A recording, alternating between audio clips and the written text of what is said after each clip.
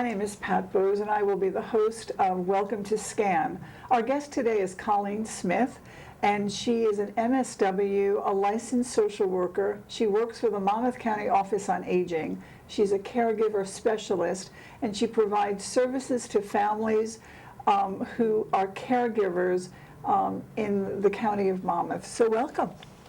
Happy to be here, Pat. Thank you. Nice to see you again. Nice to see you. We've been doing a lot of stuff with you lately. Yeah. But before we get into talking about caregivers and caregiving, which is one of my favorite topics, being a former caregiver, I think we all have been one way or the other. Tell us a little bit about you and your background, and how did you get into this particular piece or field? Well, actually, social work is a second career for me. For the first 20 years of my working life, I was in corporate America. And then in the 90s, decided that social work was calling. So went back to school, got my master's in social work, and began working for Monmouth County about 7 years ago. And I actually started in one of the county nursing homes, John L. Montgomery. And that was a very rich and rewarding experience to understand institutional care. And being new to the field of aging and social work, I thought that when people got very sick, that families just placed them in nursing homes. Now, working at the Office on Aging, where our mission, of course, is to help seniors stay independent in the community and provide them with information and services to enable them to do that, my understanding is that most people, want to remain at home, and there are lots of ways to help them do that. So I started at the Office on Aging about 4 years ago, working on this National Family Caregivers Grant, which is a federal grant that was instituted in the year 2000. However, Monmouth County didn't apply for the grant until 4 years ago. And it's been my pleasure to learn about and help caregivers in Monmouth County for the past 4 years. Well, and they're very fortunate to have you. I mean, I know that you're an incredibly good advocate for them, and I've enjoyed working with you since I met SCAN. So tell me, who are family caregivers? I think that it gets a little confusing when we use the term, and some people don't consider themselves to be caregivers, even though they give a lot of care regularly. That's actually one of the biggest challenges that we have, is helping people to identify themselves as family caregivers. And thank you for asking that question, because most people, probably like yourself, who I think you were a caregiver to one of your parents. My mother. Your mother, yeah. We just consider this what we do as a daughter or as a son. Or as a spouse.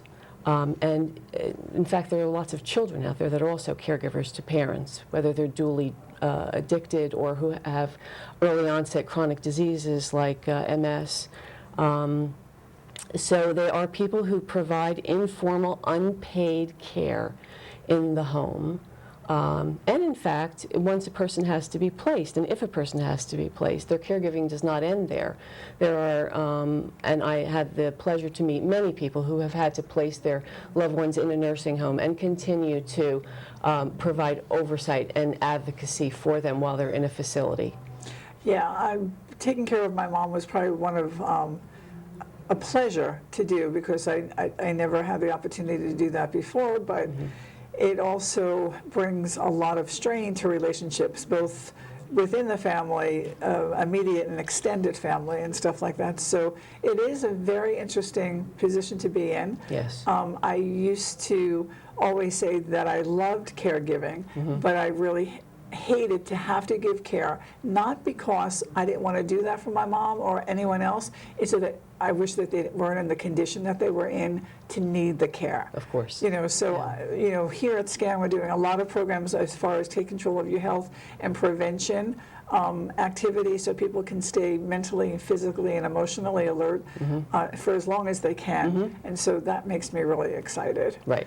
So with that said, so tell me a little bit about why are we so interested in the caregiving group now, seeing that we've been around forever? Right, and caregivers have been around forever, yes. But as everybody knows, we've talked about the silver tsunami and the aging of our population, that people are just living longer, right?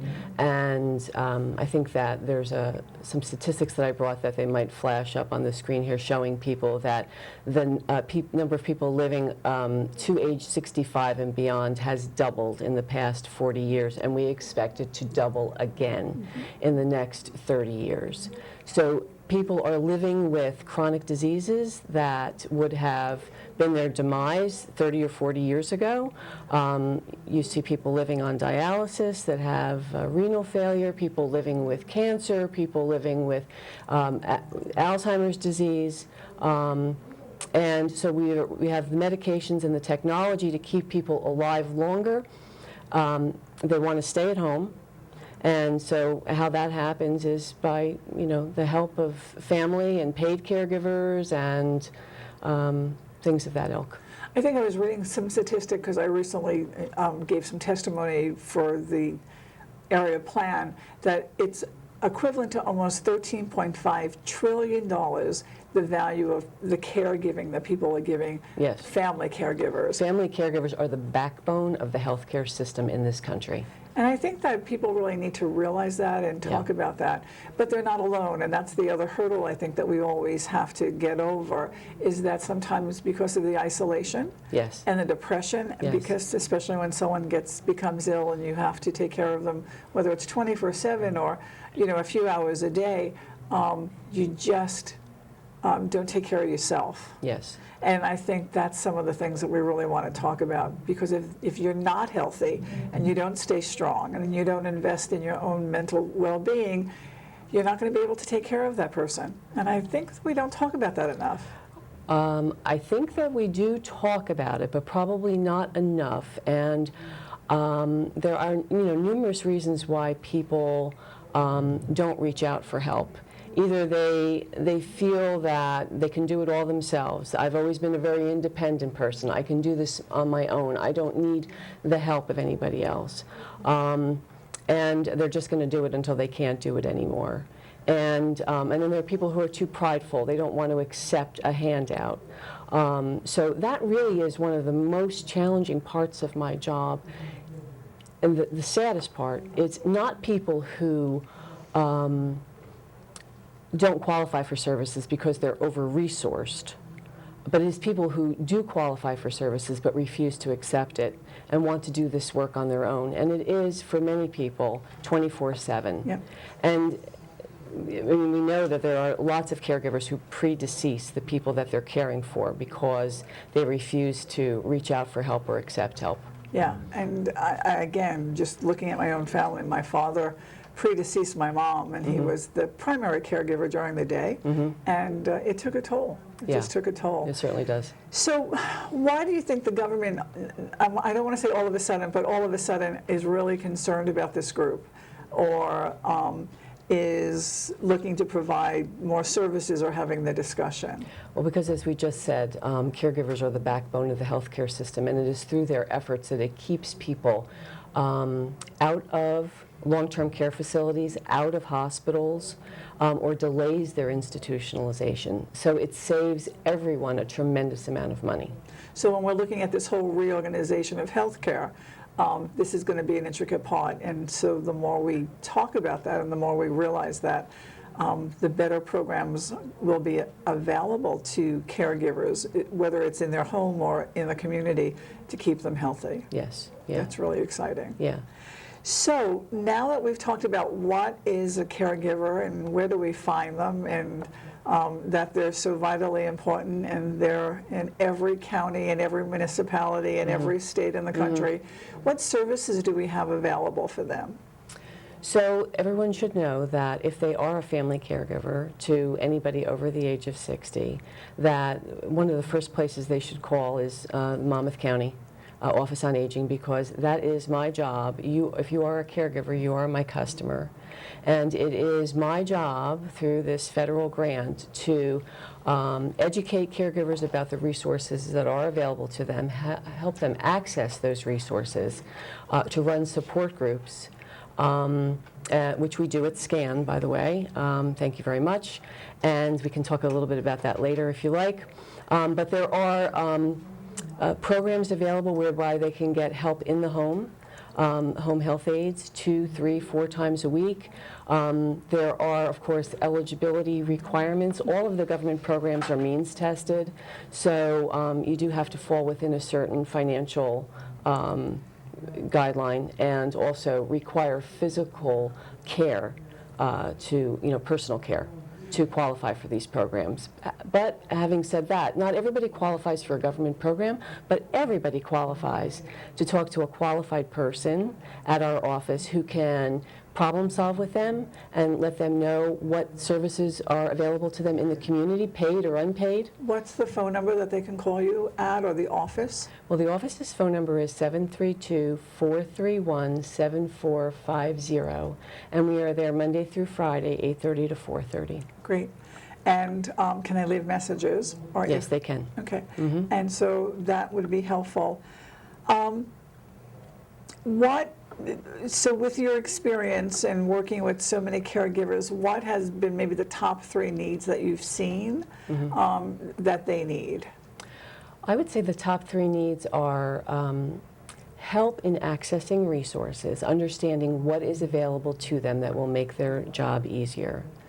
A person to talk to, and whether that is me on the phone in my office or doing a home visit or coming to a support group. Sometimes people just need to understand that they're not alone, that there are other people doing the same sort of work and the same challenges that they have. What are some of the solutions to those, to some of those problems? So I know recently you developed a support group brochure. So tell us a little bit about it, and maybe you would like to.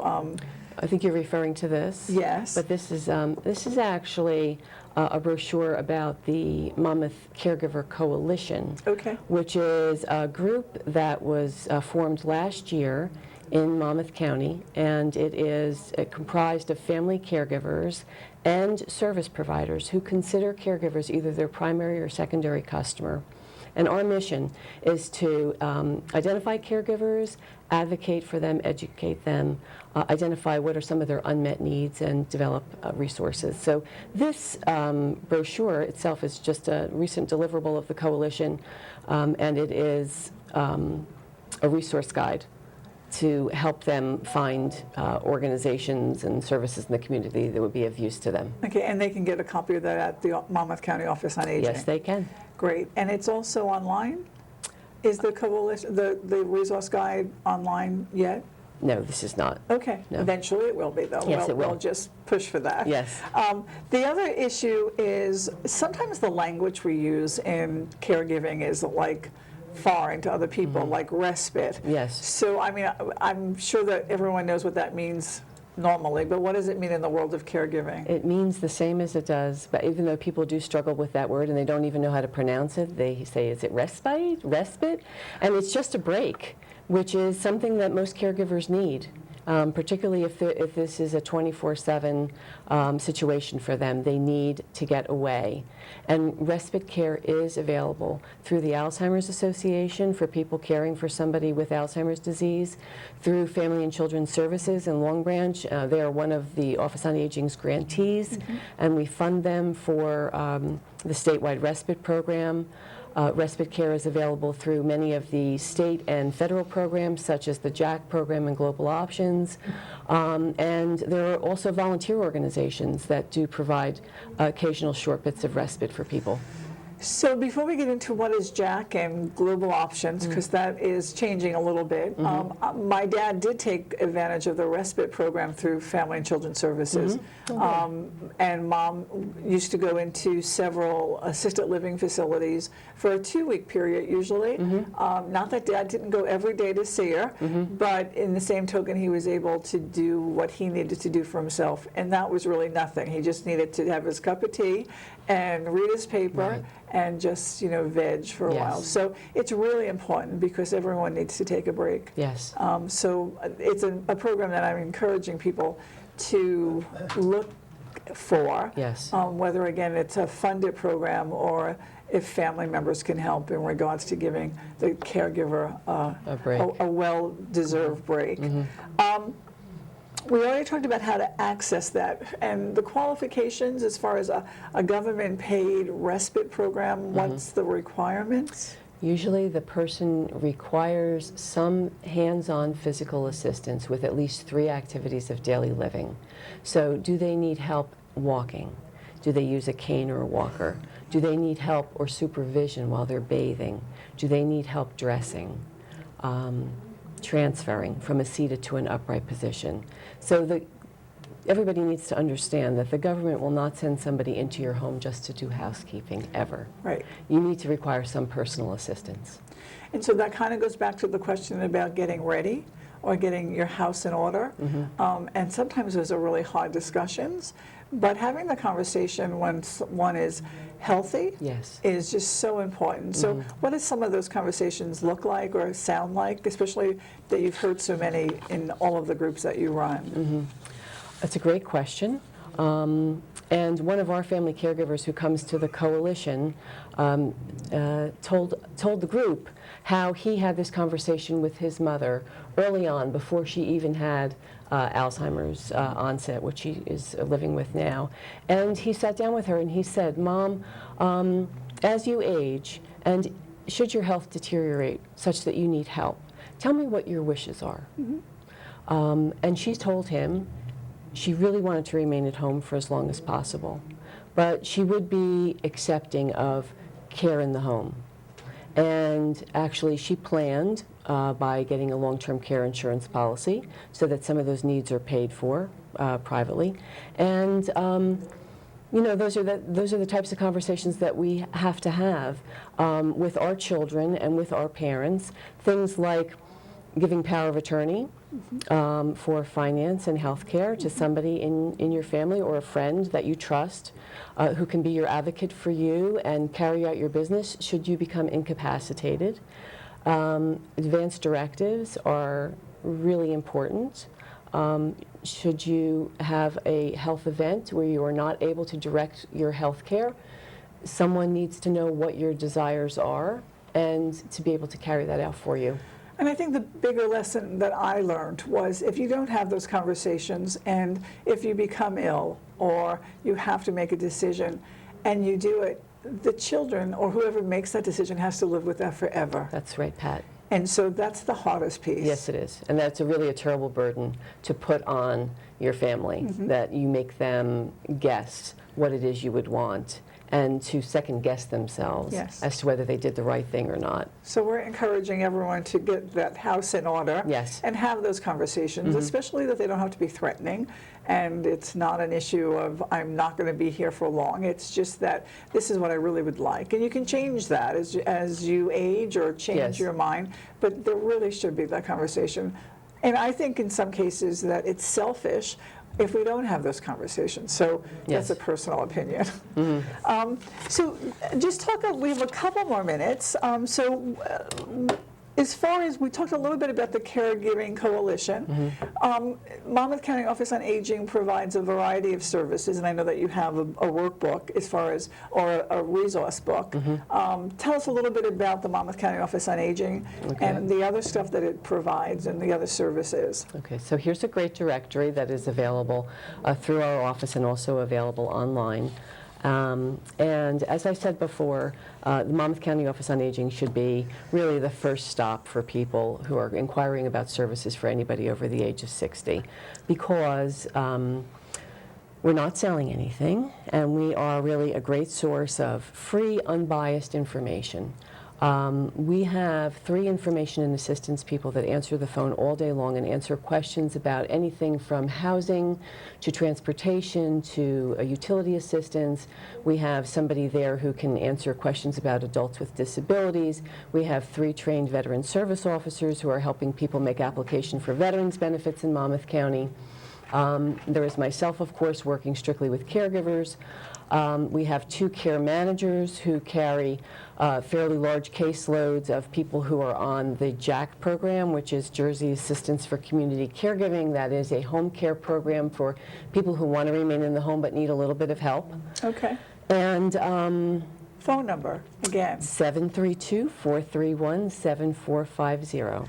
So we have about 30 seconds to close. So what would be your closing comments? My closing comments is to family caregivers that you are doing really wonderful, wonderful hard work.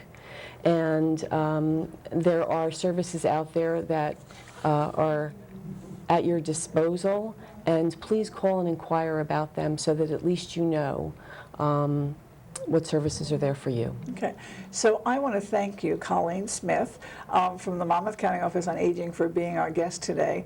And I also would encourage people to come to SCAN, because we do have your support group here on Tuesdays, and we hope to continue that going on into the future. So again, thank you. You're welcome. Take it from me. Living with a chronic disease is no easy task, but I learned to better manage my health condition, and you can too. Take Control of Your Health is the chronic disease self-management program created by Stanford University. This fun, innovative course is now offered to all county residents. Diabetes, arthritis, heart disease, cancer. Take Control of Your Health gives proven strategies to manage these conditions and reclaim your life. See how nutrition, exercise, and various mind techniques can help you overcome depression, increase energy, and manage pain. You'll not only get this book when you participate, you'll also receive the guidance and support of others living with a chronic illness, just like you. Take control of your health in 6 short sessions. Call the number on your screen to register or get further information at scannj.com. Brought to you by SCAN, Social Community Activities Network, with funding made available by the Monmouth County Office on Aging.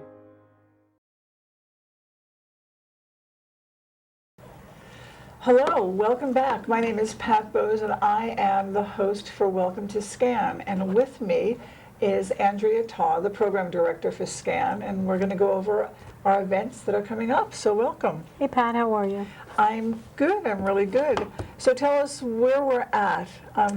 This month is a very important month for us. Yeah, we're right in the middle of fall, and there's a lot of action at SCAN. Our semester, is well underway. Our fall semester started September 8th, and it runs through December 5th. So people can still come and take classes. There's a lot of classes that start later, and we will prorate you if you want to start in the middle of a session or something like that. Just, come see me or come see some of the staff. And the other thing that we do offer, and I'm not sure we get it out there enough, is that if someone wants to try a class, we have a coupon that you can try one for free. You don't even need a coupon. Just say, I want to try it out. I want to see it, especially with a fitness class or the language class, whatever you want. If you don't feel it's right for you, you're under no further obligation. If you like it, you can register. And the other thing I just wanted to reiterate is that we're no longer sending out catalogs. We're Correct. sending out listings of our classes 3 times a year. Yeah. For 2 reasons. One is that it's much more cost effective, but also we can get it out much more timely. Yeah, it's much more efficient.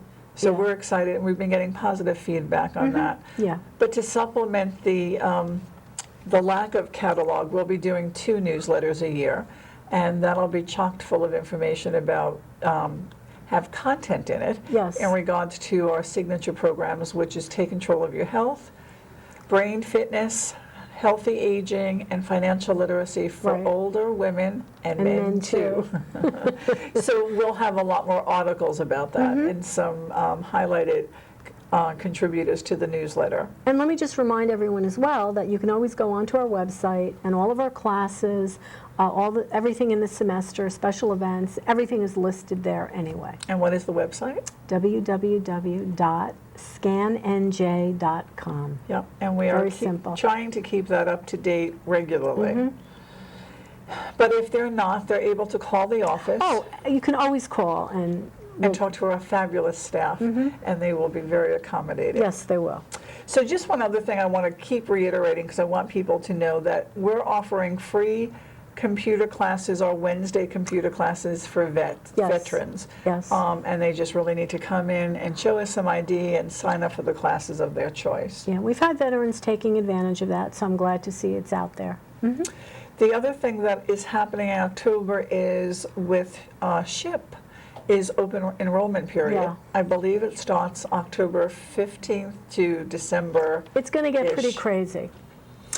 So people need to make their appointments, because we only have so many appointments per day. And so you need to call. Don't just show up, make an appointment.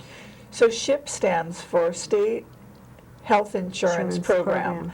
I am now a SHIP counselor. Yes, you Yay. are. Congratulations. I've been certified, so I'm not sure people will get me or want me, but I'm certified. I probably know more about Medicare than I care to, but I do think that it's important because there's so many issues, especially for our members and for the general public, that they need to know about Medicare. And that's all why the it gets so changes. busy this time at this time of year, because there is so much to know, and most people really do need some extra assistance. So the other is that we're going to have a general membership meeting October 2nd. Yes. And our general membership meetings are open to the public to come learn more about SCAN, but also to learn about the new programs or listening to our customers about what they want versus what we think they want. So it's a two-way street, and I really encourage people to come. It's probably one of 3 times a year that we provide lunch, and usually we always have a mystery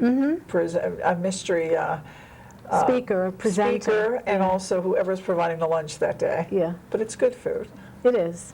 No, it's a good way to find out what's going on, and it's a nice little networking opportunity to see everyone else from SCAN getting together. And this month, all of the first place art show winners are now being hung in Mercer County. In Trenton, And we are part of that. So we're hoping that one of our winners are a statewide winner. Yeah, So that would be very cool. we'll keep everybody informed. That'd be great, yeah. Another thing coming up is our annual luncheon. Our annual luncheon, we've got some wonderful honorees this year. Why don't you can mention the honorees. So Investors Bank, who's been a wonderful supporter, Tom Hayes from New Jersey Natural Gas, we're honoring 7 senior center directors who've been in the field over 10 years, Yeah. and we're just saying thank you to them because very rarely do they get thanks, and they do fabulous work. They do. And then Peggy McLaughlin, who is one of our great volunteer, volunteers. And it's She's gonna a be Hall at of Fame volunteer, I Yes. should say. And so it'll be at Seabrook, and it's from 11 to 1:30, and we're hoping to see everybody. And it's always a beautiful event. Seabrook does a wonderful job. It's always a lot of fun. And then again, our Brain Fitness. Our Brain Fair, which is going to be November 7th, and we've had great success with that in the past. We did it last year. We had about 125 people. So we'll have several interactive stations, visual, everything that makes you have to think about something. And it's fun. It's all about fun. It's not about work. It's a very interesting experience. You get to try something a little bit different. So I want to thank you, and I'm hoping that welcome. people stop in at SCAN when you're in the mall.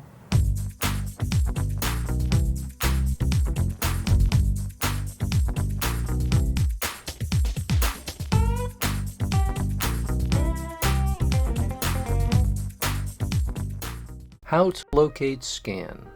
SCAN is easy to locate once you find the movie theater at Monmouth Mall. As you enter the parking lot from Route 35, the theater is almost directly ahead of you. Drive towards the theater, but go up along the left side into the parking lot. As you approach the end, you will see entrance number 3 on your right. Park and enter the building here. Once inside, you will see a staircase that only goes down. After passing through the doors at the bottom, turn to your left, and SCAN is right there.